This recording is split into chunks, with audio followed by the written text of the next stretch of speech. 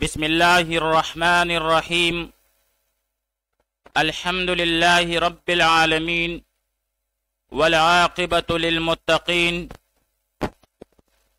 والصلاة والسلام علی خیر خلقہ محمد وآلہ واصحابہ اجمعین۔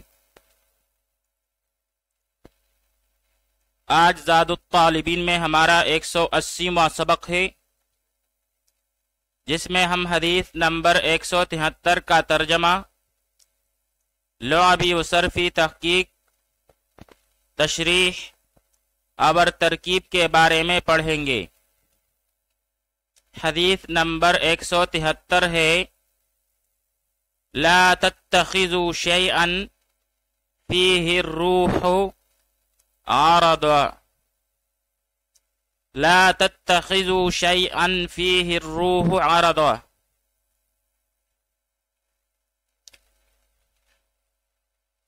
لا تتخذوا نہ بناؤ، شیئا کسی چیز کو، فیہ الروح جس میں جان ہو، عارضا نشانہ۔ لا تتخذوا نہ بناؤ، شیئا کسی چیز کو، فیہ الروح جس میں جان ہو، عارضا نشانہ۔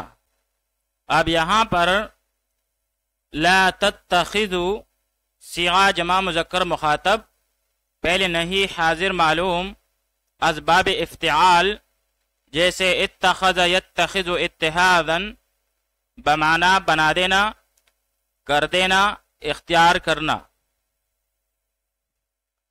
الروح بمعنی جان، نفس، اور جمع اس کی ارواح آتی ہے۔ غرض بمعنی نشانہ، مقصد، مراد، منشا، ضرورت، اور جمع اس کی اغراض آتی ہے۔ پھر باب ضرب یضرب سے عرض یعرض عرضا بمعنی سویرے پانی کے پاس آنا، اور باب سمع یسمع سے عرض یعرض عرضا بمعنی مشتاق ہونا، شوق ہونا، اور باب کرم یکرم سے غرد یعرض عرضا وعرادتا بمعنی تازہ ہونا۔ آئیے اب اس حدیث مبارک کی تشریح پڑھ لیتے ہیں۔ یہ حدیث مشکات میں باب الصید والذبائح سے لی گئی ہے، اور اسے ابن عباس رضی اللہ عنہما نے روایت کیا ہے۔ نبی کریم صلی اللہ علیہ وآلہ وسلم کی شان کریمی و رحیمی نہ صرف یہ کہ انسانوں کے ساتھ مخصوص تھی، بلکہ آپ صلی اللہ علیہ وآلہ وسلم کی شان رحمت کی وسعت نے جانوروں کے حقوق کے لیے بھی جد و جہد کیا، اور ان کو اپنے رحم و کرم کے سائے سے حصہ واپر عطا کیا۔ چنانچہ اس حدیث میں بھی جانوروں کے ایک حق کا تذکرہ ہے۔ مطلب اس کا یہ ہے کہ اس عالمی دنیا میں ہر جاندار کو اپنی حفاظت کرنے کا پورا حق حاصل ہے، خواہ وہ اشرف المخلوقات ہو یا حیوانات ہو۔ کسی پر بھی ظلم کرنا سخت گناہ ہے۔ اگر اللہ تعالیٰ نے انسان کو طاقت و قوت عطا کر کے حیوانات پر تسلط عطا کی ہے، تو اس کا ہرگز یہ مطلب نہیں کہ وہ اپنی اس طاقت و قوت اور اس اختیار کے بلبوتے پر محض شوق پورا کرنے کے لیے جانوروں کو تحت مشک بنا لے۔ اس حدیث کا یہی مطلب ہے کہ جانوروں کو باندھ کر مت مارو۔ بعض محدثین اس کا دوسرا مطلب یہ بھی بیان کرتے ہیں کہ کوئی شخص کسی جانور کو باندھے تاکہ وہ نہ خود کھائے اور نہ وہ اس کو کھلائے، اسی میں مر جائے، تو ایسا کرنا ناجائز ہے۔ اسے چاہیے کہ وہ اس کو دانہ پانی دے یا آزاد کر دے تاکہ خود کچھ کا پی لے۔ بہرکیف اس حدیث میں فرمایا گیا کہ باندھ کر مت مارو۔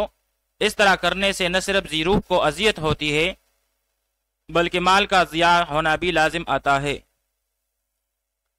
آئیے اب اس حدیث شریف کی ترکیب کر لیتے ہیں۔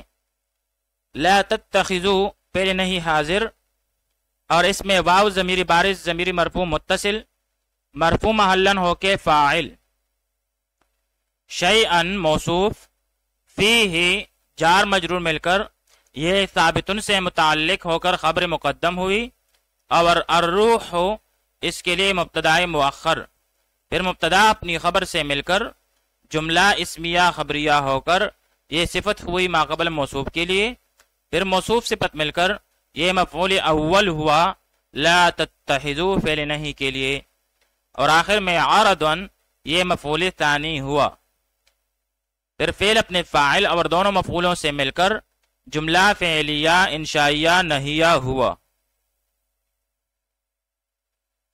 فیہ الروح میں ہم دوسری ترکیب بھی کر سکتے ہیں کہ لا تتخذو کو فعل بفاعل بنا لے، شین کو موصوف، اور فیہ یہ جار مجرور مل کر اس کو کائنن سے متعلق کرے، کائنن محذوف سے، اور الروح یہ فاعل ہو جائے گی کائنن شبہ فعل کے لیے، پھر شبہ فعل اپنے فاعل اور متعلق کے ساتھ مل کر شبہ جملہ ہو کر یہ صفت ہو جائے گی شیئن موصوف کے لیے، پھر موصوف صفت مل کر مفعول بھی اول اور عارضاً مفعول بھی ثانی، پھر فعل اپنے فاعل اور دونوں مفعولوں سے مل کر جملہ فعلیہ انشائیہ نہیہ ہوا۔